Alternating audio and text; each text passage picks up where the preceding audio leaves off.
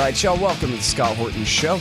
I am the director of the Libertarian Institute, editorial director of antiwar.com, author of the book Fool's Errand, Time to End the War in Afghanistan, and I've recorded more than 5,000 interviews going back to 2003, all of which are available at scotthorton.org. You can also sign up for the podcast feed. The full archive is also available at youtube.com/Scott Horton Show. All right, so you guys, on the line, I've got the great Philip Weiss. He is the founder and the editor of the great Mondo Weiss blog at mondoweiss.net. And there's a whole stable of great writers over there, including Phil himself. All news, Israel-Palestine, everything important for you over there. Welcome back to the show. How are you doing, Phil? Good, Scott. How are you doing today? I'm doing great. I really appreciate you joining me again here. There's so much important stuff going on in Israel. I actually... and in American politics, yes. Over Israel and Palestine, Yes. the original sort of key here, I wanted to talk about the recent slaughter in Gaza, and then we could segue into the failure of Netanyahu or his primary opponent, Benny Gantz, to form a government. But then now there's even more and newer breaking news since we arranged this interview, which is that Prime Minister Netanyahu has finally been indicted, as has long been threatened on corruption charges and all these things. So I guess I just want to hear your take on all of this stuff, and then we can segue into the Democrats and the Republicans and the way things are going in Washington, D.C. here. Great. I've been traveling lately, but I've kept up on the news. I think it's, to go with the latest news first, the indictment, I think, it's a happy day for me, just, the fact that that guy is being exposed, his corruption is being exposed. I find him such an objectionable leader, but it doesn't look like anything's going to change politically in Israel of any significance. This indictment could have, as you know, there's been a deadlock since last April. The election then, Israel has not been able to form a government. Netanyahu has not been able to. They had a second election. His chief rival, Benny Gantz, has now failed to create a government.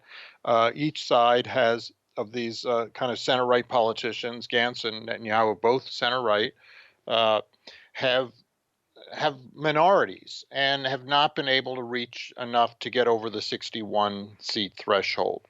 The indictment increases the likelihood that finally Netanyahu's firewall will break down, and the 55 seats that he does control, some of them who are not ideologically that different from Gantz, will go into Gantz's arms rather than because Netanyahu is now weakened. I think that we are seeing the end of the Netanyahu era. I mean, I think everyone would agree that we're seeing the end of in Israeli politics would say we're seeing the end.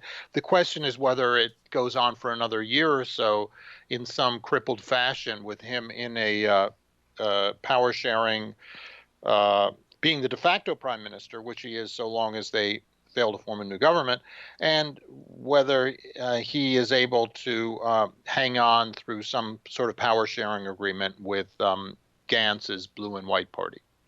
So hypothetically speaking, if, say, 10 votes announced they were switching today, is it too late for Gantz to form a government? Because they were just announcing the other day that he had failed and it looked like they were going to new elections. So would they definitely have to have new elections now? No, they don't. They don't have to. No, there's. So he could form a new government today. Yes. If the vote switched. They don't go to a new election for another 3 weeks. There was a period in which Netanyahu had the mandate from the president of Israel to form a new government because he had the most votes, or the biggest bloc. That was in September to October. And that was followed by a period in which Netanyahu having failed, Benny Gantz got the mandate to form a new government. And that was from October into November, October into November. Gantz has now failed. Now it's open season. Now, for the next 3 weeks, anybody can come to Rivlin, the president, and say, hey, I can form a government. Here's my proposal. And I think that's where some of the sort of Mad Max type, rogue operators, just where it becomes more of a a free for all, and some of these Netanyahu's forces are very dismayed by, having an indicted prime minister. Are going to, secretly be talking to, or just openly talking to Benny Gantz about forming a national unity government. Mm-hmm. And there is certainly among Israeli establishmentarians, I mean, the kind of ruling class, for lack of a better word, they don't want a third election. It's extremely expensive. It undermines Israel's image as a democracy, a functioning democracy, and to be stalemated for a year in this manner. And they want it over with. And they sort of want, and I think that there's also Netanyahu fatigue, which is kicked in Israel. There's plainly Israelis, they're getting sick of this prime minister. And I think some of Netanyahu's guys are going to say, screw it. We don't want a third election. This guy's damaged goods. Let's work it out. Now, already Gideon Sa'ar, who's a leading, Netanyahu is, I don't know, 70 something. And, Gideon Sa'ar there's a new generation of Likudnik right-wing leaders that's just waiting to get into power. And one of them has already indicated there should be a primary in Likud. And if you have a primary, that would allow, the sort of, that's like Tulsi Gabbard and Bernie Sanders and Pete Buttigieg fighting it out with Biden for who's going to lead the Democratic Party. So that, I think I feel that a lot's going to happen in the next couple of weeks, and we're seeing the end. But I'm optimistic. Mm-hmm. And once again, to emphasize, if the inevitable happens, which is some type of national unity government, power sharing, the Palestinian parties will be completely cut out of power. There'll be no real change in Israeli policy. Benny Gantz welcomed Trump's reversal on whether Israeli settlements are legal or not the other day. So this is a right-wing pro-settler government, however you cut it.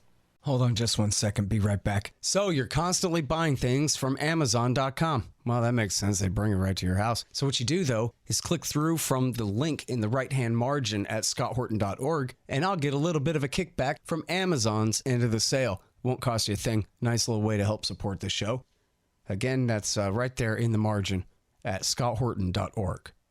Hey, y'all, check it out. The Libertarian Institute, that's me and my friends, have published 3 great books this year. First is No Quarter, The Ravings of William Norman Grigg. He was the best one of us. Now he's gone, but this great collection is a truly fitting legacy for his fight for freedom. I know you'll love it. Then there's Coming to Palestine by the great Sheldon Richman. It's a collection of 40 important essays he's written over the years about the truth behind the Israel-Palestine conflict. You'll learn so much and highly value this definitive libertarian take on the dispossession of the Palestinians and the reality of their brutal occupation. And last but not least is the great Ron Paul, The Scott Horton Show Interviews, 2004 through 2019. Interview transcripts of all of my interviews of the good doctor over the years on all the wars, money, taxes, the police state, and more. So how do you like that? Pretty good, right? Find them all at libertarianinstitute.org/books. You need stickers for your band or your business? Well, Rick and the guys over at thebumpersticker.com have got you covered. Great work, great prices, sticky things with things printed on them.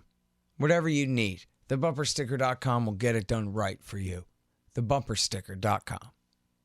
Yeah, I saw that the Jerusalem Post editorial board was telling Netanyahu he ought to step down.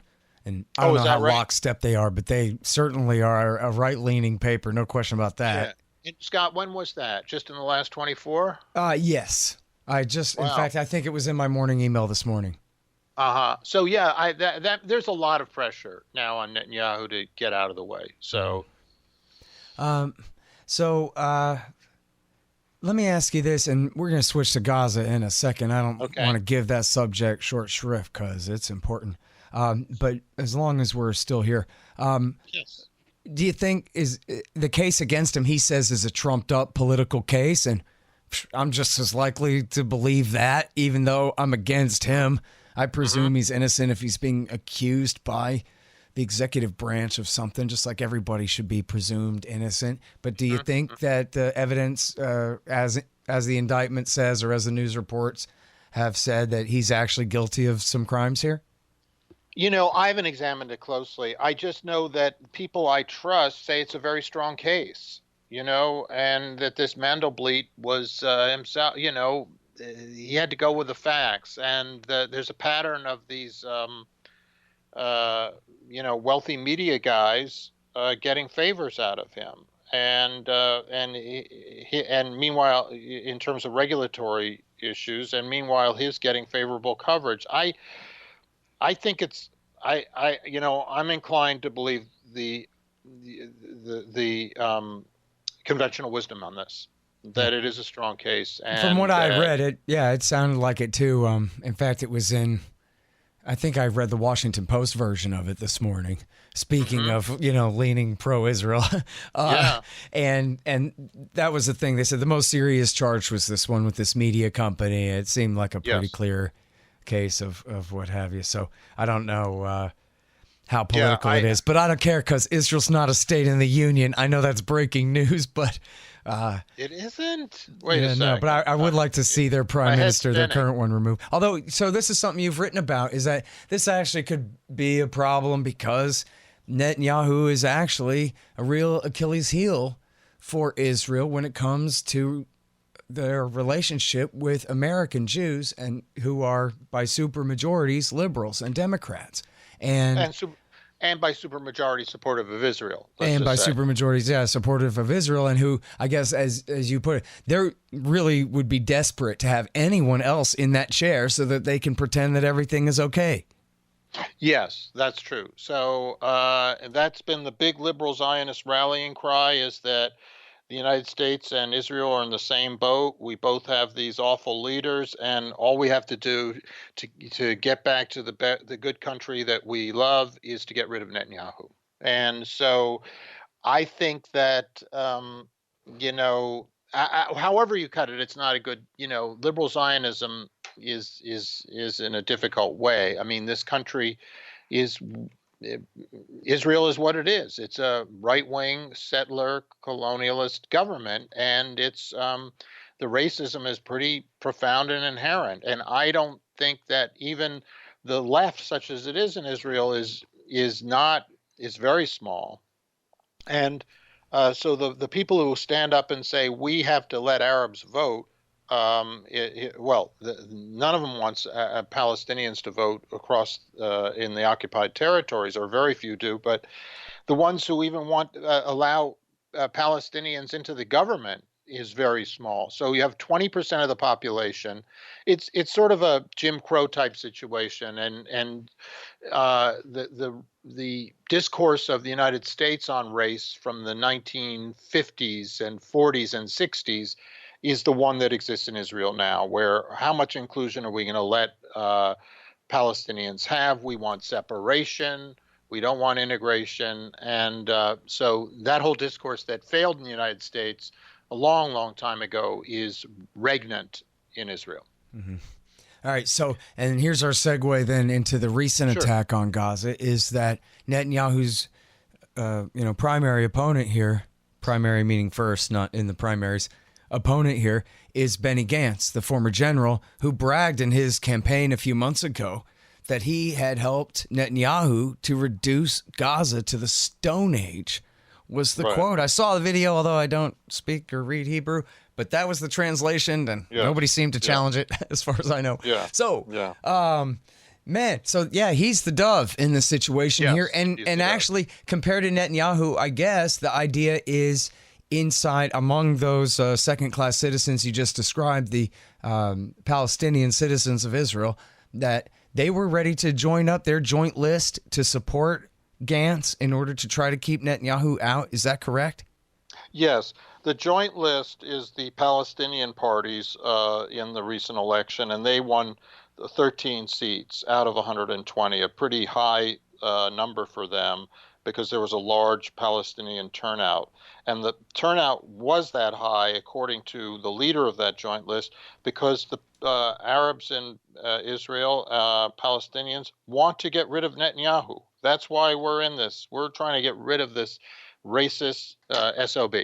And so That's what. But even though they polled 13 seats, they have not been. Gantz has said, "I'm not going to." I mean, he hinted that he might work with them in a kind of it's called a vote blocking fashion in the Knesset. They don't actually join the government, but they keep his government from failing.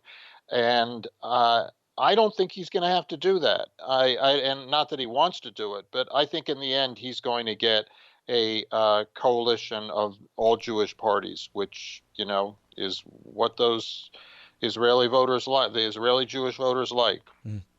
I got you. Okay, so now talk about, it was 2 weeks ago that Yes. The Netanyahu government, such as it is, this caretaker government, launched an attack on the Gaza Strip. It must have been retaliation for something, huh? Yeah, I mean, they have had for years. They have had security officials have been saying we have Islamic Jihad as a rising force inside Gaza. Islamic Jihad is supported by Iran. We have to go after Islamic Jihad. And Baha Abu Atta, the senior commander whom they killed, has been on this kill list for a long time. He's known it. And finally, Netanyahu does it during this period of electoral wrangling. So there was plainly a political motive here on Netanyahu's part. He wanted to show that he's in command, that Israel is under attack by Iran. We cannot change horses in midstream, that kind of stuff. And so there have been strikes by Islamic Jihad in Israel, I guess, sporadic over the last few months. Why he did it now, I think, had a political component. And as you said at the beginning of this discussion, I believe it was some 40 Palestinian civilians were killed or something on that order. And, that's just collateral damage. Yeah, I read that the initial strike actually did not hit their target at all, but instead killed 5 children and others as well. I guess their moms and whoever.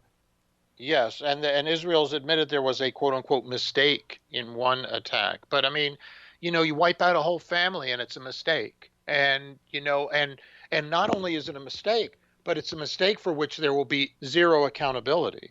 And, I learned yesterday from Adam Schiff, the United States is the indispensable nation, and that we have a great reputation around the globe.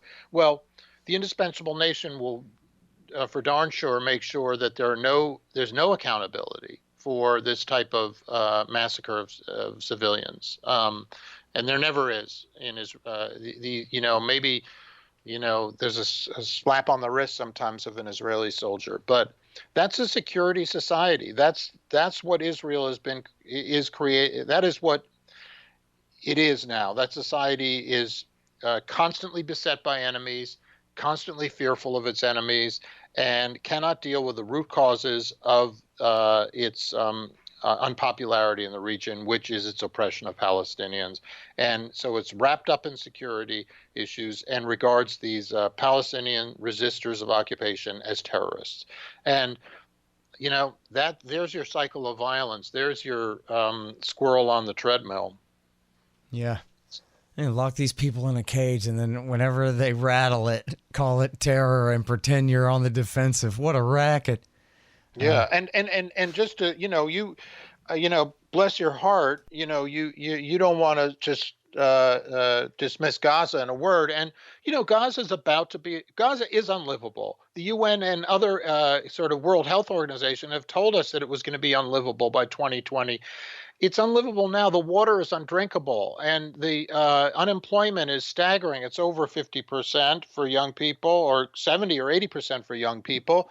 The place is under siege by Israel for 12, 13 years. And, Bernie Sanders mentioned it in the debate the other night, unprompted, which was a great thing. But, this persecution of people in a ghetto that is reminiscent of the Warsaw Ghetto that the Nazi occupiers imposed. I know we're not supposed to, use the Nazi analogy. Well, That's what it feels like to walk into Gaza, as I did. I had the privilege of doing 10 years ago, was to enter this ghettoized space where people cannot have no freedom to move, and where in some ways they're dying before our eyes. All right, but okay.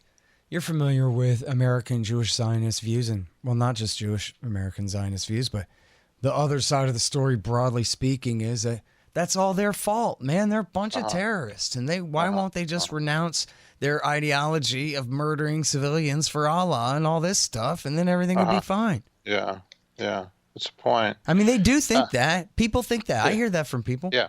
That, like, hey, Hamas, which is Al-Qaeda, which is coming to kill you. Yeah, I mean, and I just, what's the root of this conflict? The root of this conflict is simple. It's a settler colonial expansion and occupation of territory. And the only remarkable thing about the creation of Israel and its expansion over 70 years into more and more territory, with trying to get more and more Jews on land with fewer and fewer Arabs. The only remarkable thing about that history is that the Palestinians accepted it in 1988. They said, we will accept a partition in which we get 1/5 of the land. And that amazing restraint and openness to some sort of compromise was rebuffed by Israel. Has never responded sincerely with good faith. I just don't, call it terrorism, whatever. It's just, that's what people do, in my understanding. And whether it's cloaked in religion, with beards, people don't like having their land and property taken from them and being ghettoized. And early Zionists said themselves, as Jews, we would do the same thing. And I think, as you and me as Americans know very well, that if this happened in America with some, group that, whatever, roots it had in America, was trying to create a national sovereignty that oppressed other Americans, we wouldn't go for that. We'd be up in the hills with guns. Yeah, I mean, and of course, the Americans who support this at least as much as liberal Jewish Zionists are American right-wing Christians, who one of their major fears in the world is that Mexican immigrants are coming in such numbers that they're going to eventually take the Southwest back and declare it part of Mexico. And they have the supermajority to do it. And that would be the worst thing of all, would be for people to come, not just to come to America to become Americans, but to come in order to carve out their own Mexican state on our land, which, of course, America stole from Mexico in the first place. Yeah, but hey, that's funny. Who knows anything about that? Not an American Zionist, I know that. Scott, I got to ask you one thing, though. I take, that's a good point, and I have to, it's helpful to me to hear that. I haven't, that analogy is a useful one. But I just want to say that, Trump was desperate to win the Louisiana governorship and the Kentucky governorship. I've read his speeches as those campaigns drew to a close, that he lost both. He mentions Jerusalem as a throwaway line in there. I don't think it's about the Christians.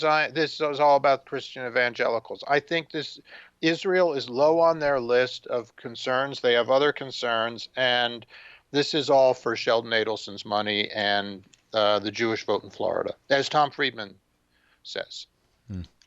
I didn't realize that Tom Friedman had written that, but makes a lot of sense. That's for sure. He said it. Yeah, he said it anyway. Well, and this kind of over-the-top Zionism on the part of Trump is great politics for the state of Florida, because he has his right-wing kind of populist base that supports him there in the north, and then how to lock up southern Florida is with this kind of policy, which, after all, doesn't seem to be too much in conflict from the point of view of the northern Floridians, for example. Yeah, I think you're right. I mean, I think also a lot of, and as I said earlier in this discussion, Jews are overwhelmingly in favor of Israel in the United States, just notwithstanding their progressive politics. And the older Jews are even more conservative and hawkish. And I think that when you get into southern Florida, you're seeing a lot of older Jews, in my humble opinion. Yeah, well, I think that's actually a statistical fact. But yeah, man. So yeah, let's talk about the Democratic primaries and this kind of thing for a minute here. I mean, you have I read that Bernie Sanders actually said something critical about Israel in the debate the other night. Yes, and I know that yes. you're really interested in this topic overall about the conflict on the Democratic Party left between progressive principles, civil rights principles, which most American Jews believe in, wholeheartedly, right up against Zionism, which is a direct denial of all of those principles, in order Yes. to rustle the Palestinians' land. And so Yes. how's that shaken out? And it's also, of course, as you implied there, talking about the Republicans, a split between the donors and the actual Democratic Yes. Party voters. And we got a year of this to go still, but we're already Oh, my almost a God. year into it. So give us a rundown on some of the ironies and some of the, back and forth going on between the different factions here. Well, I would just say that the fact that Elizabeth Warren, Pete Buttigieg, I don't know how to pronounce his name, and Bernie have all spoken favorably of conditioning aid to Israel due to ongoing expansion or possible annexation of the West Bank. All three have said that. Very serious, political people. Very serious politicians, and that Joe Biden and Michael Bennett, is that his name? And I believe Cory Booker have all opposed that idea. This reflects the fact that, the discussion that you and me have, in what, people would hope is something of a marginal, areas of the internet, be it the website I work for or anti-war or anybody, just the sort of, they want to keep this marginal, this discussion. It's not marginal. This is a discussion that is happening now inside the Democratic Party. They can't keep it and from happening. They've started new Democrats for Israel organizations to stop it from happening. And yesterday I heard Rashid Khalidi say, hey, there were discussions we weren't allowed to have in academia 20 years ago that are now wide open in academia. We would not be able to talk about certain things at Columbia. Now we talk about them. And similarly, he said that he had protested Golda Meir for being a warmonger and saying racist things about Palestinians in the 1960s, 50 years ago. He described this yesterday. He said there were 4 of us at Yale protesting her. What kind of nutbags were they made to seem like at Yale when they said that this woman was a racist? And today, that's an established position on the left and indeed on the progressive wing of the Democratic Party. And Pete Buttigieg knows this. Bernie Sanders knows it. Elizabeth Warren knows it. And so do all the centrists. I mean, Mayor Pizza centrists. But so it's out. The cat's out of the bag. I think it's going to be. I have, Scott, when we got on the phone, it's a really dismal day out here today. And you said, hey, man, it's a beautiful day. And I agree with you. Let's be positive. This is going to be a great year for discussion of this issue in the Democratic Party. They will not be able to keep it out of the platform. We have the wind at our back, people who care about human rights of Palestinians. And I am confident that there will be some real criticism of Israel and even Zionism. And maybe the support for boycott, kind of a natural tool of human progress, social progress, support for boycott will break out beyond the 3 members of Congress right now who supported against Israel. Yeah. Well, and to be real clear here, I mean, when you're talking about racist, you don't mean in the sense that now everybody's a racist when it's kind of the overused term for racial prejudice and overused accusation anyway. But racism really implies a structure based on, the supremacy of one group over another. In this case, it's not exactly race. You have a little bit of Ashkenazi versus Arab, but not really. I mean, I guess the majority of Israeli Jews are not Ashkenazis. There's 60-something% are Middle Eastern Jews. Mhm.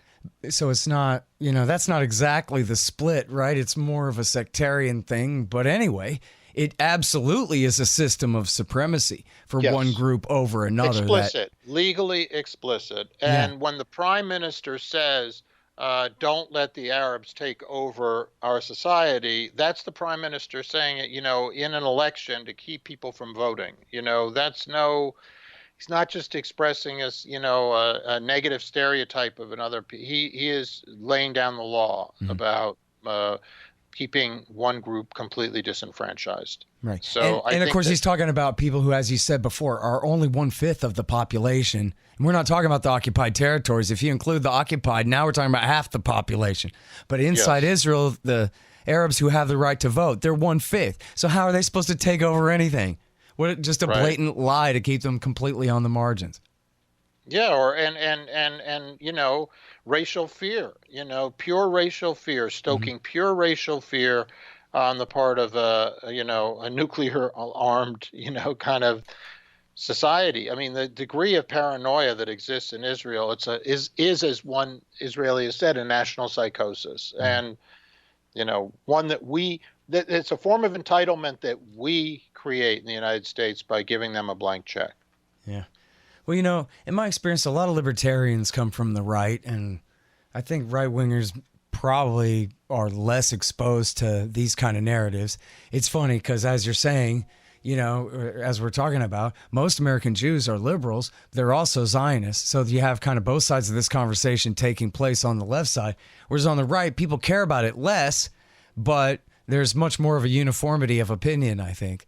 And That's people aren't interesting. really exposed to the idea that there's really another side of the story worth considering. Yeah. And Yeah. but then again, when I explain it from just a libertarian point of view, if we were talking about any other groups of people, it's kind of beside the point, but just whoever it is, that this group essentially created a new state on the land that was owned by the old group, and they did it by ethnically cleansing almost 1 million of them, 750,000 of them. And then, 20 years later, 25 years later, they took over the rest of the land, but they didn't cleanse the population. They kept them, and they've kept them essentially in prison there with no rights ever since.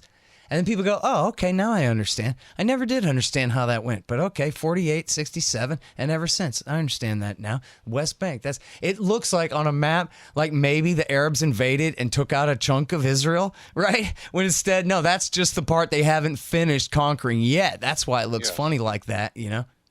Yeah. And, we did a review about Israeli education on the issue in colleges, and what the model is in the United States for teaching this issue. And the model is, we want our students to feel it's really complicated and incredibly difficult to sort out. And there are two narratives and this, that, and the other. They want their students in a state of confusion about this. Zionists do, because it's simple. Right. Like you said, Scott, it's simple. It's not rockets, it's just that pattern has been pronounced from the start, Yep. It never ends. Yeah. Yeah, and confusion is their ally because clarity doesn't help at all. Once you understand, I think we discussed this before, but it came up recently in an interview about, how I kind of put off learning about this stuff last because it always seemed so complicated to me. And it always seemed like since both sides were claiming that God had given the land to them, then that meant that it was completely an irreconcilable conflict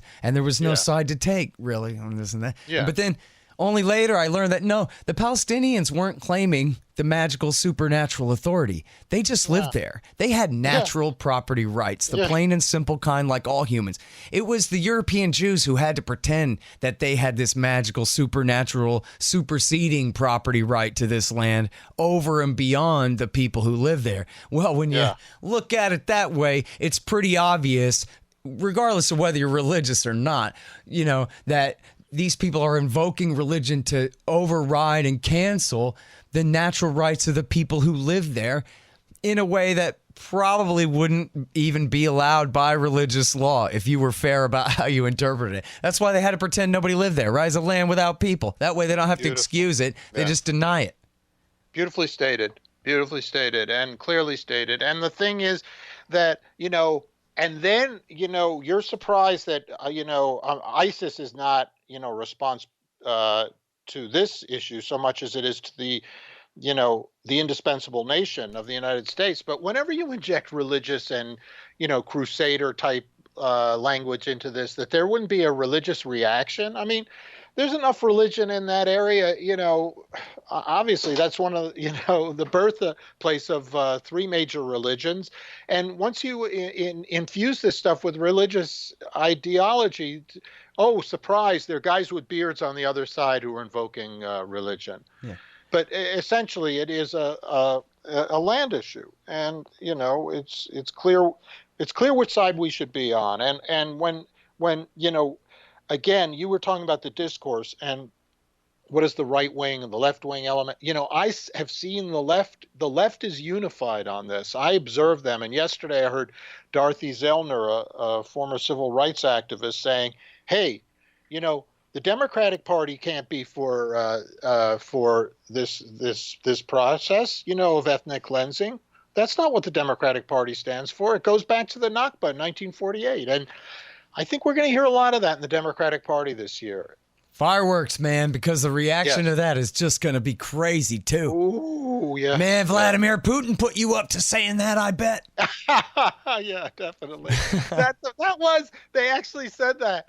Someone, I forget, one of these, it was either Batya Ungar-Sargon or Barry Weiss was saying that we've got a Russian script, oh my God. Taking the Palestinian side of the story is the Russian thing. Yes, it's the Russian script. And when you say Sargon, you're talking about the editor of The Forward, and when you say Barry Weiss, you're talking about this major writer for the New York Times.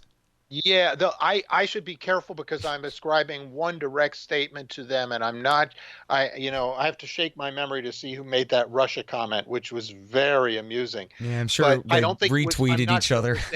They are the ones who are saying that the left is anti-Semitic. Both of them are saying the left is, and by the way, it's not. It's just as dangerous as the Squirrel Hill synagogue massacre. So whew. Yeah, which is clearly not true. I mean, to find a leftist who's avowedly against one ethnic group other than, say, white people is just almost impossible to find.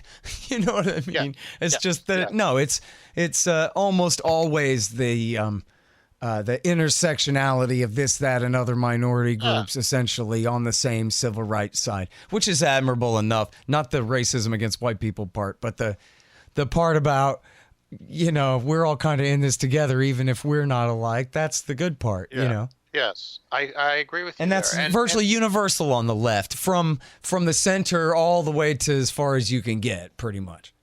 I think that tends to be true culturally. And I just want to correct myself. That argument about the Russians are scripting us was from some sophomore at George Washington University who was writing for the New York Times, and probably Barry Weiss,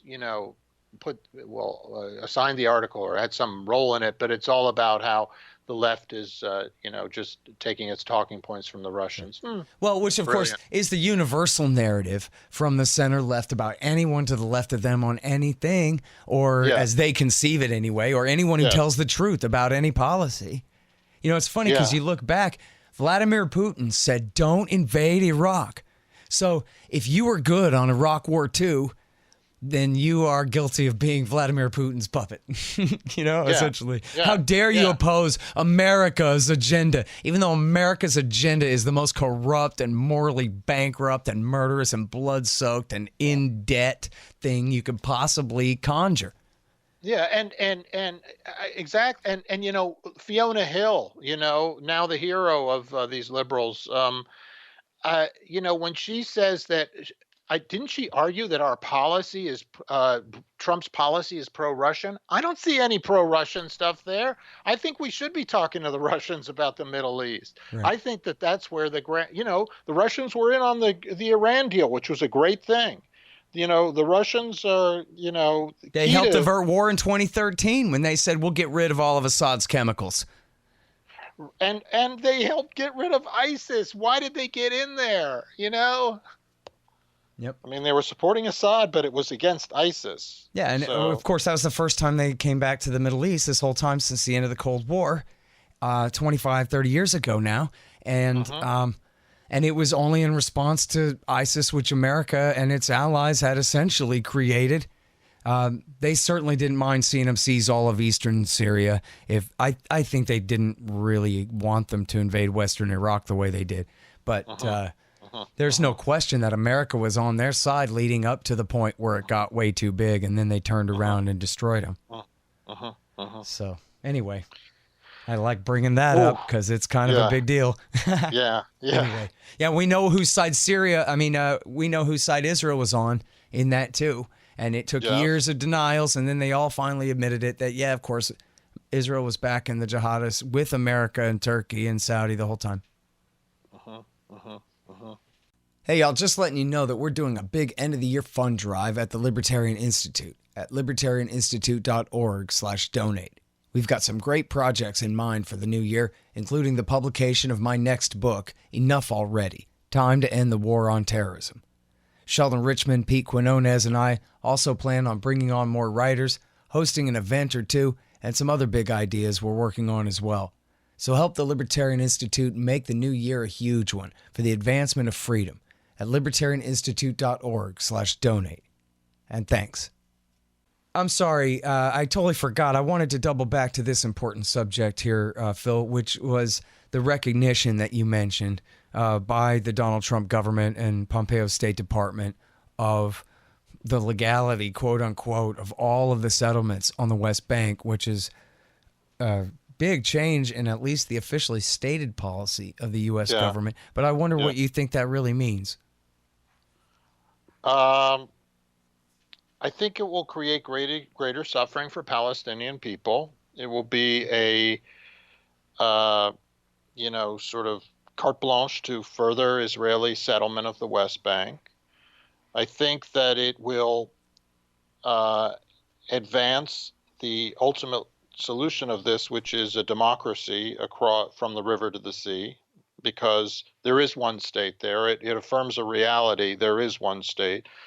And a lot of the claims that there isn't, the two-state solution is a delusion that people have, that you could somehow carve two states out of what is one state. So there's a good aspect, but it will create a lot of suffering. And I think that it will help the Democrats politically in that they will be able to, it will further divide the Israel issue between the parties.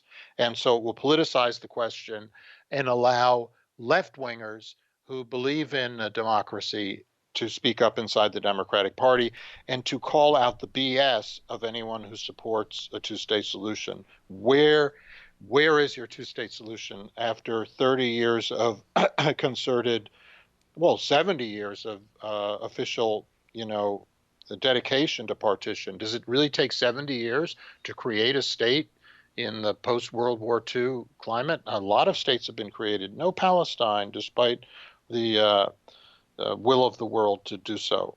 So I think that discussion has to happen inside the Democratic Party, and that this decision actually fosters that process. Yeah. Isn't that funny? All the ironies here. It really is like that, where it's, the admission really should be that, hey, not just that Israel has annexed the West Bank, but they did in 1967.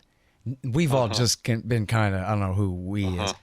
It's been pretended this whole time that wasn't the situation, that there was some other resolution going another direction here or somewhere. But that really is the reality. They annexed all the land, and they annexed all the people, and they refused to extend any political, civil rights or liberties or whatsoever to the people there. They have no representation whatsoever. And just to mention real quick, in case that raises a point of confusion, they do have a Palestinian Authority that's sort of like a government. There's Hamas in the Gaza Strip. That's something like the people in charge there. So can you differentiate maybe for a newbie about why that's not the same thing as having a Palestinian state already then? Oh, I mean, there's such limited sovereignty. I mean, what kind of state can even protect its water resources from its neighbor? If it was a real state, then it would have some. its own water would go to its own people, and right now its own water is going to settlers who live in of the other nationality and largely other religion who are have live on the hilltops inside your country. I mean, it's just the Palestinian authority is you know starkly limited, and it's not electromagnetic space, airports, not borders, none of that do they control. It's absurd. So it really is sort of a subcontractor of the occupation, yes, rather than any. It is. Yeah. All right. Well, listen. I am so sorry that we don't have time to discuss all the great articles that you've been writing lately, some of which we've touched on today. But it's been a pleasure. I really, I really hope people will take up mondoweiss.net, sign up for the daily email list, and keep track of all of the great writing going on there and all the important analysis of the Israel-Palestine conflict. It really is a really great place, a one-stop shop for man. all things Israel-Palestine here. So thank you again, Phil. Great to talk to you. Thanks, man. I appreciate it. Have a great weekend. You too. All right, you guys, mondoweiss.net. All right, y'all. Thanks. Find me at libertarianinstitute.org, at scotthorton.org, antiwar.com, and reddit.com/Scott Horton Show. Oh, yeah, and read my book, Fool's Errand, Time to End the War in Afghanistan, at foolserrand.us.